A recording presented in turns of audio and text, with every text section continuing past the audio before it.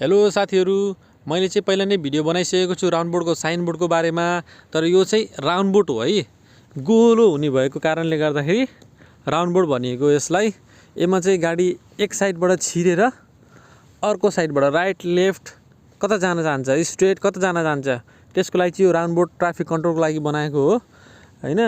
तपाईहरु यदि यहाँबाट इन्ट्री गर्नुहुन्छ भने, यो साइडबाट इन्ट्री गर्नुहुन्छ भने, यदि कुनै गाडीहरू यो भित्र छ भने त्यो गाडी एक्जिट नहुँदासम्म चाहिँ तपाईले यहाँ पर्खिनुपर्ने अवस्था हुन्छ है साथीहरू। जबसम्म त्यो गाडी एक्जिट हुँदैन तबसम्म तपाईँ यहाँ पर्खिनुपर्ने हुन्छ।